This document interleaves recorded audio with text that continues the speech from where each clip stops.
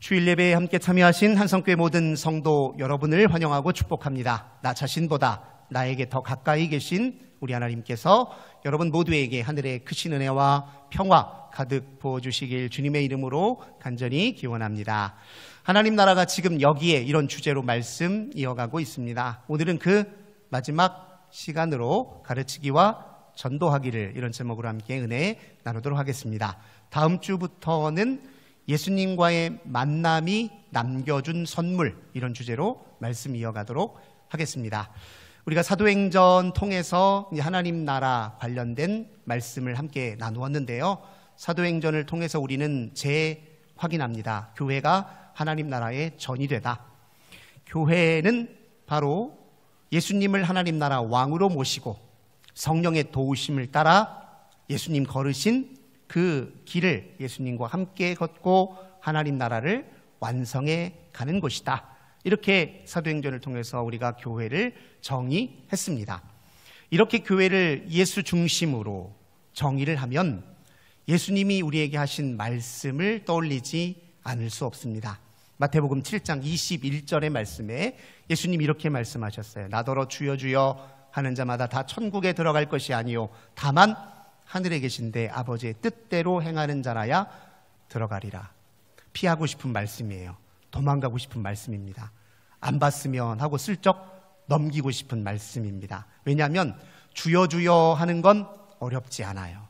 하지만 하나님 뜻대로 행하라 그러면 자신이 없어요. 그래서 이 말씀 볼 때마다 자꾸 의심이 생겨요. 나는 하나님 뜻대로 행하지 못하는데 나는 천국 백성은 아닌가 싶은 마음이 들 때가 많지요. 오늘 좀 제대로 정리했으면 좋겠습니다.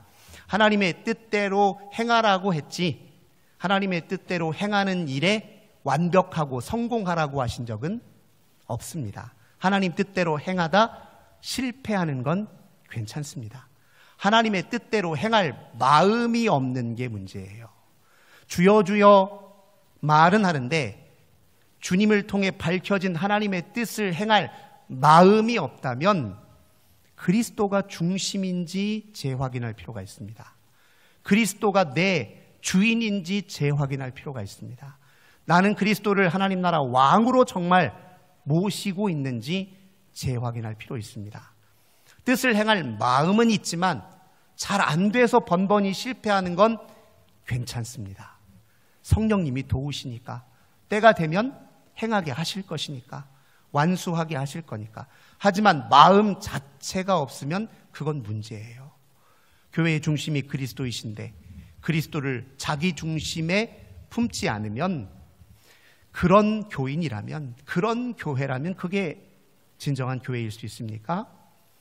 말은 주여 주여 하지만 그리스도와 함께할 마음이 없는 그런 교회를 일컬어 C.S. 루이스라는 분은 교회교라고 말합니다. 교회가 종교가 돼버려요. 교회의 존립 그 자체가 목적이어서 교회의 집단을 운영하고 유지시키는 것 자체가 목적이지 그 안에 예수의 향기도 빛깔도 예수님의 역사도 나타나지 않는 교회를 일컬어 C.S. 루이스는 교회교라고 말합니다. 그런데 교회는 교회교이어서는 안 돼요. 교회는 그리스도교이어야 합니다. 안토니 블룸은 우리에게 이런 질문을 던져요. 우리는 교회교입니까? 그리스도교입니까?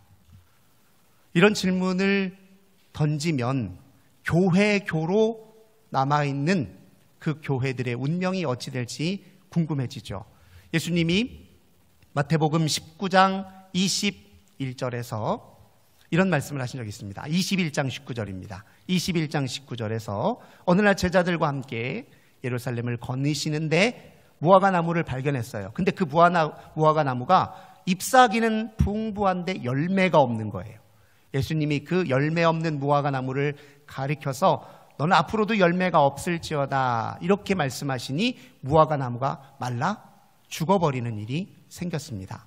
사실 이 장면은 무엇을 상징하냐면 유대 교인들, 즉 하나님의 선민, 하나님의 선택받은 백성이라고 자처하긴 하는데 하나님의 뜻을 따라 살 마음이 없는 유대의 교인들을 빗대어 하신 말씀입니다. 근데 이 말씀은 오늘 우리 교회에도 똑같이 적용이 돼요.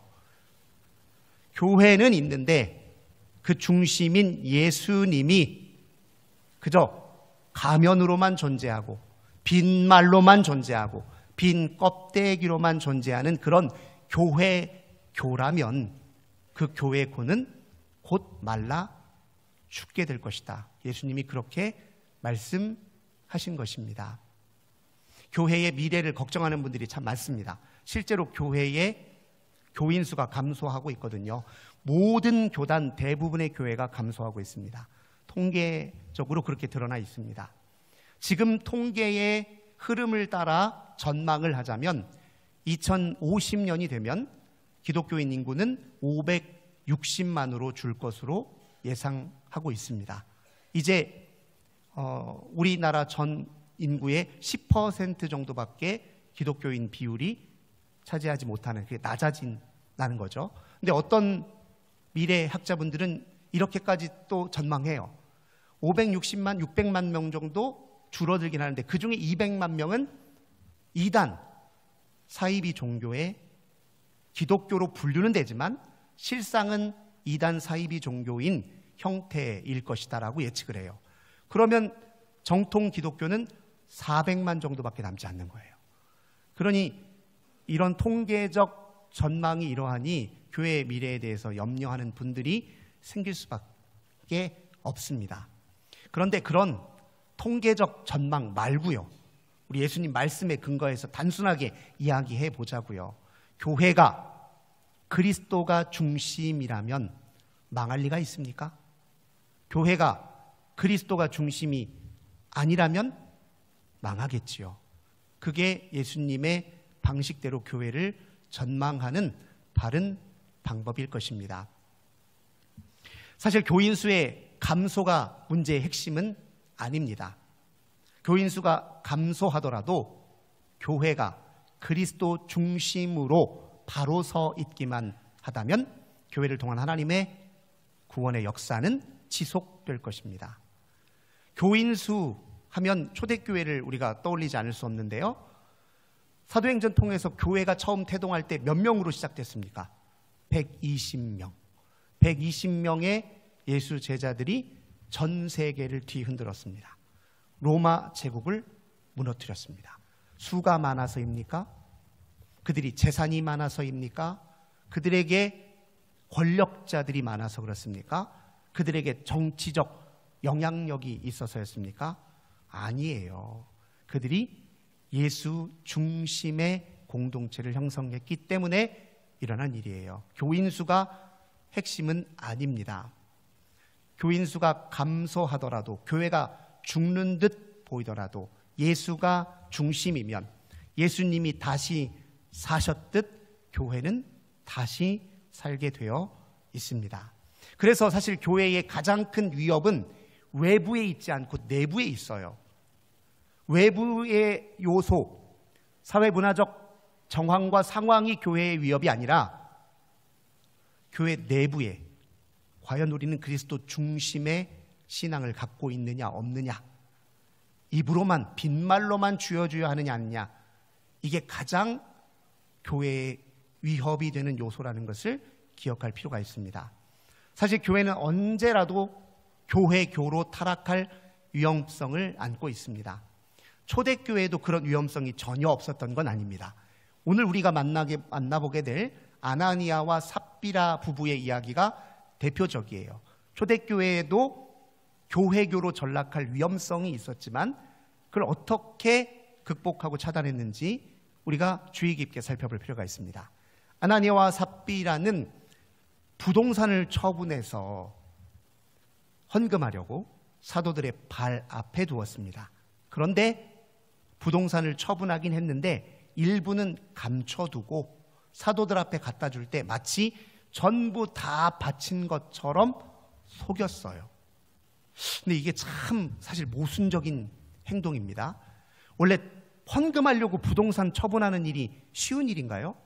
이 보통 일 아닙니다. 이거 절대 쉬운 일 아니에요. 근데 이렇게 엄청난 일을 했는데 왜 속여요? 왜 속이려고 들었을까요? 사실 이게 모순되는 일입니다. 아니, 엄밀히 말하면 사도들이 헌금을 강요한 적이 없어요. 헌금할 마음이 있고, 그리고 헌금을 하고 싶어도 근데 다 내기에는 내가 아직 재물로부터, 소유욕으로부터 자유하지 못했으면 그냥 부동산 처분해서 일부는 남겨두고 일부만 이렇게 가져왔습니다라고 말하면 되잖아요. 사도들이 헌금을 강요한 적도 없고, 교회 공동체가 재산 다 팔아서 전부 다 헌금으로 바치라고 규율화한 적도 없어요. 그런데 왜 굳이 그 엄청난 일을, 엄청난 결단을 단행하면서 거기에 속임수가 끼어드냐고요. 왜 이런 행동을 하게 되었을까? 우리 그 맥락을 좀 우선 알아야 됩니다. 우리가 지난주에 사도행전 4장 이야기를 할 때 이 초대교회 제자들이 두려운 마음이 드는 상황, 또 움츠러드는 마음이 드는 상황을 대응하기 위해서 하나님 말씀으로 자기 상황을 해석하고 수용했던 일, 또 기도로 하나님과 연합하려 했던 일, 그래서 성령이 충만하여 성도들 간의 성숙한 연합을 이루었던 일, 공동체 의식으로 이 공동체의 삶을 위해 기여하려고 했던 열망이 나타났던 것을 보았죠. 그래서 그 중에는 밭도 팔고 집도 팔아서 사도들 발 앞에 두었던 사람들이 있었다는 걸 우리가 사도행전 4장에서 살펴보았습니다. 그런데 그 모습을 누가 봤냐면 아나니아와 삽비라 부부도 봤습니다. 이제 우리가 아나니아와 삽비라 부부의 마음속의 생각을 한번 유추해 보자고요. 이러지 않았을까 싶어요. 아니, 저 사도들을 보니까 표적도 일어나고 기적도 일어나는 거 보니까 예수님이 메시아 맞는 것 같아. 잘은 모르겠지만 맞는 것 같아. 저 사도들 보통 사람들 아니야. 그리고 여기 함께 모여 예수 믿겠다고 온 사람들 보니까 진짜 이 사람들 도대체 어떻게 자기 재산을 팔아다가 다 사도들 앞에 갖다 바치지? 이거 신기하네. 혹시 사도들 눈에 들려고 그러나? 사도들하고 가까워지고 싶어서 그러나? 사도들 옆에 딱 붙어서 이 교회에서 좋은 자리 하나 차지하려고 그러나? 만약에 그런 거라면 우리 부부도 빠질 수 없지. 우리 부부도 세상에서 인정받고 살았던 사람들인데, 이왕이면 여기서도 우리 이름도 좀 사람들이 좀 알아주고, 우리가 누군지도 좀 알아주고, 우리가 괜찮은 사람이라고 좀 봐주면 얼마나 좋겠어. 근데 재산을 다 바칠 수는 없고 그냥 우리 살 만큼은 따로 띄어다가 발 앞에 두면 되겠지 싶어서 지금 그렇게 한 거예요. 그게 지금 아나니아와 삽비라 마음에서 벌어지는 일이에요. 저는 그렇게 유추합니다. 그럼 만약에 그랬다면 이 사람들은 지금 누구한테 헌금을 하는 거예요? 예수님에게 헌금하는 겁니까? 아니면 사도들에게 헌금하는 겁니까? 사도들에게 헌금하고 있어요. 이분은 누구를 위해서 헌금하고 있습니까? 예수님을 위해서 헌금합니까? 아니요. 자기 이름을 위해서 헌금하고 있어요. 이분은 무엇 때문에 헌금합니까? 예수님 사랑하는 마음 때문에 헌금합니까? 아니요. 인정받으려고 헌금하고 있어요. 그러니까 이들이 헌금을 하더라도 제대로 한 것이 아니라 엉뚱한 마음으로 잘못하고 있는 게 드러나고 있죠. 근데 이게 이들의 문제의 핵심일까요? 저는 그렇게 생각하지 않습니다. 이들 마음속에 헌금하려는 마음도 있어요. 물론 재산에 대한 욕심도 있습니다. 잘 보이고 싶은 마음도 있어요. 근데 이거 우리한테도 있잖아요. 우리는 자기 이름 드러내보고 싶은 마음 없습니까? 있잖아요. 우리는 인정받고 싶은 마음 없습니까? 있지요. 신앙생활 하면서 교회에서 나 알아주고 나 인정해주고 내 가치를 알아주고 인정해주기 바라잖아요. 그 마음 자체가 잘못이라면 우리도 똑같지요. 소유욕 우리한테는 없습니까? 왜 없어요? 헌금 드릴 때마다 늘 고민하는데 그 마음 하나님 다 아시는데 우리한테 없습니까? 있어요. 그 마음이 문제의 핵심이 아닙니다. 뭐가 문제의 핵심일까요? 그리스도를 의식하지 않은 게 핵심이에요. 그리스도를 의식하고 정직하게 그 앞에 자기를 직시하고 고백하면 될 일이에요. 주님, 저도 이제 막 믿음 갖고 이제 잘 신앙생활 해보려고 헌금도 내고 싶은 마음도 있는데, 근데 솔직히 아직 제가 소유욕으로부터 자유롭지 못합니다. 아직 내 믿음이 부족해서 이거 다 바치기에는 제가 아직 역량이 부족합니다. 그러니 일부만 드려도 우리 하나님 기쁘게 받아주세요. 제가 주님께 드리고 싶은 마음은 정말 있습니다. 주님 은혜가 뭔지도 아직 확실치는 않지만 조금이나마 알겠습니다. 저 주님께 가까이 가고 싶고, 주님이 일러준 삶으로 한번 나도 살아보고 싶고, 나도 바람짝이라도 떼보고 싶고, 보폭은 작더라도 속도는 더디더라도 바람짝이라도 내밀고 싶습니다. 이렇게 고백하면 될 일이거든요. 그런데 그 고백이 없었다라는 것은 그 순간에 그리스도를 의식한 게 아니라 사도들의 눈에 비친 자기를 의식했다는 뜻이에요. 남들이 좋게 봐줄 내 가짜 이미지에 내 마음이 사로잡혀서 그리스도를 의식하지 않았다는 거예요. 그래서 베드로가 아나니아에게 했던 말이 중요해요. 사도행전 5장 3, 4절에 이렇게 얘기합니다. 어찌하여 사탄이 네 마음에 가득해서 성령을 속입니까? 아니, 땅을 처분하는 것도, 처분해서 돈을 얼마를 낼 것지도 전부 다 당신 자유인데, 자기 마음대로 다 할 수 있는데 왜 이렇게 속입니까? 이건 사람을 속이는 게 아니라 하나님을 속이는 일입니다. 이렇게 얘기해요. 하나님을 의식하지 않아요. 그리스도를 의식하지 않았다니까요. 그리스도를 없는 사람 취급한 게 아나니아와 삽비라의 문제의 핵심이었습니다. 그리스도 중심으로 사고했다면 자기 불완전한 밤을 불완전함 그대로 인정하면 돼요. 욕심이 많으면 욕심 많은 그대로 인정하면 돼요. 미숙하면 미숙한 그대로 토로하면 됩니다. 그리고 성령의 도우심을 구해야죠. 그리스도를 중심에 품은 사람은 완전한 사람이 아니라 자기 불완전함과 유한성을 직시하고 인정하고 고백하고 완전하신 주님을 온전하게 의지하는 사람이에요. 이게 그리스도를 중심에 모신 사람입니다. 아나니아와 삽비라는 주님을 안중에 두지 않았던 것이 문제의 핵심입니다. 그에 반해 사도들은 어떻습니까? 사도들은 바로 그리스도를 중심에 모신 사람들의 표본이에요. 근데 그들이 원래 처음부터 대단한 존재였습니까? 아니요. 그들도 예수님 십자가 고난 당하실 때 다 도망갔잖아요. 베드로, 그 대단한 제자가 예수님 3번이나 부인했잖아요. 그런데 알고 보니까 부인하고 도망가는 순간에도 예수님은 나를 향한 사랑을 꺾지 않으셨고 자기 목숨 다해 사랑하셨다는 걸 이 제자들이 알게 됐어요. 사도들이 알게 됐어요. 그러니 그 예수님 중심에 모시지 않을 수 없었고, 그러고 보니 자기도 더 이상 자기를 고집하고 자기에게 얽매여 있는 게 무용한 일이다라고 생각이 들어요.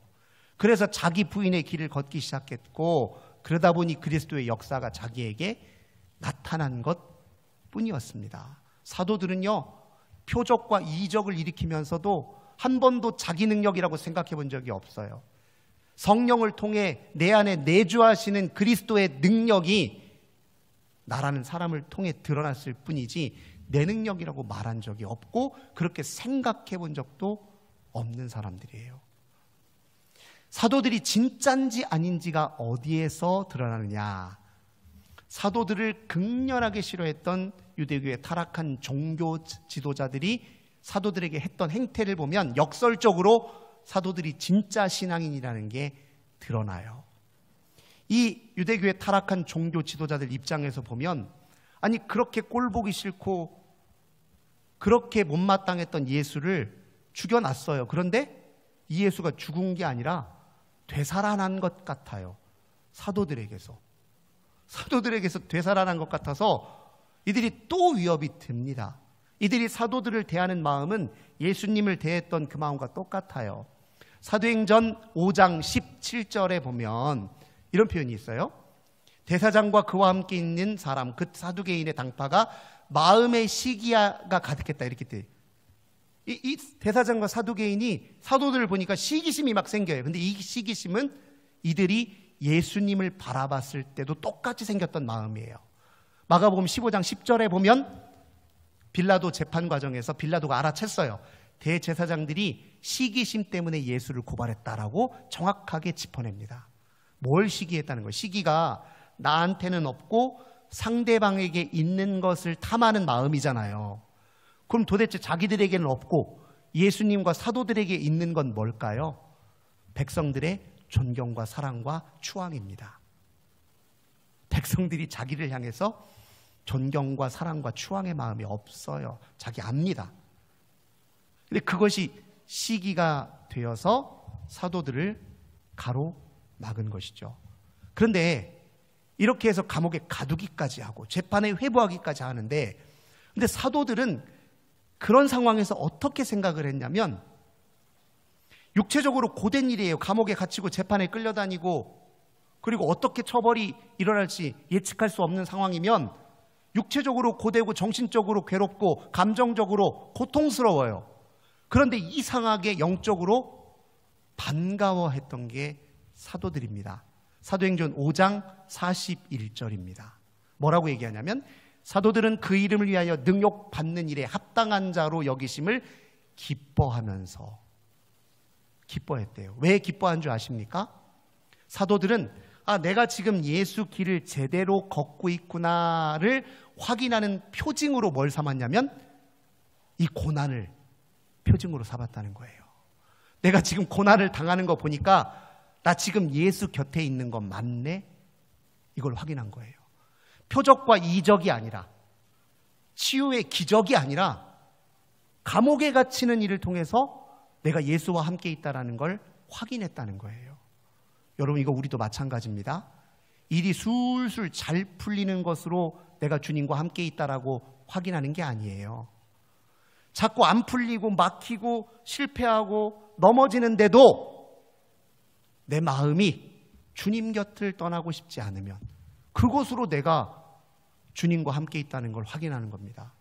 왠지 아무리 힘들어도 내가 내 길이라고 여겨지는 그 길 위에 벗어나고 싶지 않고 주님 발 앞에 엎드리고 싶어요. 어떤 때는 주님 발 앞에서 도망가고 싶은데도 그래도 내가 도망하여 피할 곳이 주님밖에 없다는 생각 때문에 일은 안 풀리는데도 주님 발 앞에 엎드리라고 하면 그것으로 내가 주님과 함께 있다는 가장 큰 표징으로 삼는다는 거예요. 사도들이 지금 고난을 주님과 함께 있다는 표징으로 삼아서 기쁜 거예요. 이런 거 보니까 우리 잘하고 있어. 베드로, 요한, 우리 지금 감옥에도 갇히고 이 사람들한테 조롱도 당하고 핍박도 당하는 거 보니까 우리 지금 예수의 길 걷는 거 확실한 것 같소. 우리 같으면 표적이 일어날 때 예수님 내가 길 제대로 걷는가 보나 이럴 수 있는데 아니라는 거예요.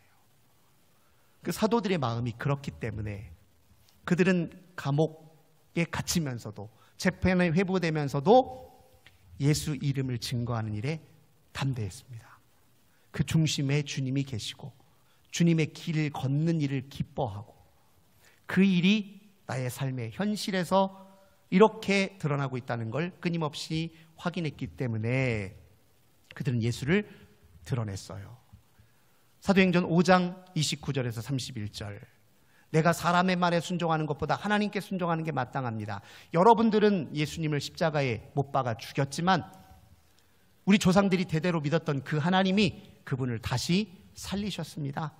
그분이 회개와 죄사함의 은혜를 우리에게 주시려고 그분을 오른손으로 높이셔서 우리의 임금과 구주가 되게 하셨습니다. 이렇게 증언했단 말이죠. 그 사도들의 증언, 그 사람들이 대단해서입니까? 아니라니까요.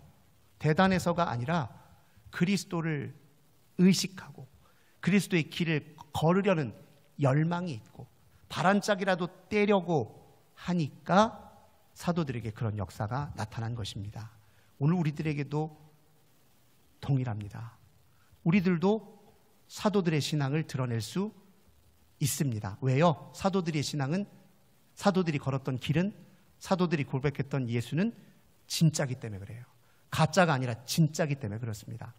가말리엘이 율법 교사인데 이 사람이 했던 말이 기가 막혀요. 사도행전 5장 38절 39절 보면 사도들이 공회에 회부돼서 재판을 받는 중에 가말리엘이라고 하는 율법 교사가 한 말이 있습니다. 근데 이 사람이 했던 말이 아주 기가 막혀요. 뭐라고 하냐면, 여러분, 이들 그냥 놔두세요. 놔둬도 됩니다. 이들의 사상과 소행이 사람에게서 난 것이면 무너질 겁니다. 절로 무너질 겁니다. 그런데 하나님께로부터 난 것이면 누구도 무너뜨릴 수 없고, 누구도 가로막을 수 없고, 누구도 회방할 수 없습니다. 이거 오늘 우리들에게 하는 말 같아요. 우리들에게. 여러분, 우리 예수 신앙, 이거 진짜 신앙입니다. 예수 진짜 보합니다. 예수님은 진짜 그리스도이십니다. 나의 주님이십니다. 나의 생명이십니다. 여러분 확신하십니까? 내가 예수 믿고 살면 죽어도 살고, 내가 예수 따라 살면 그게 곧 참되고 선하고 아름답게 사는 길이고, 진정으로 잘 사는 길이고, 그게 죄와 욕망의 사슬로부터 자유로워지는 길이고, 그게 생명의 신비와 깊이를 바르게 깨닫는 길이고, 그것이 곧 하나님 나라의 은혜를 맛보는 길이라고 여러분 확신하십니까?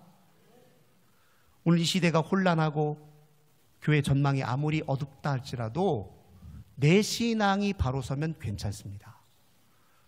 내가 진짜 예수를 부여잡았으면 누구도 우리를 무너뜨리지 못합니다. 누구도 우리를 망하게 못합니다. 누구도 우리를 가로막지 못합니다.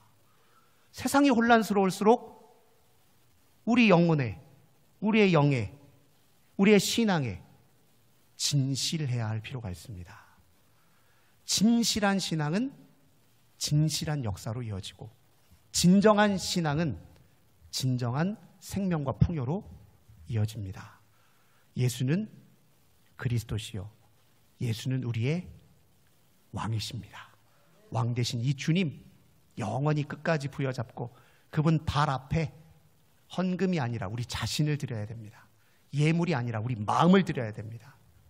우리의 이름이 아니라 우리의 존재 자체를 그분 앞에 드려야 됩니다. 이 참 신앙인으로 교회의 역사를 이어가시고, 교회를 통한 하나님 나라의 완성의 길에 온전히 참여하시는 저 우리 모든 성도님들 되시길 주님의 이름으로 간절히 기원합니다.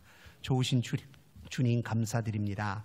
우리는 말로만 주여 주여 하는 사람입니까? 아니면 주님이 보여주신 하나님의 뜻을 행하려고 보폭이 작은 걸음이라도 떼고 있는 사람들입니까?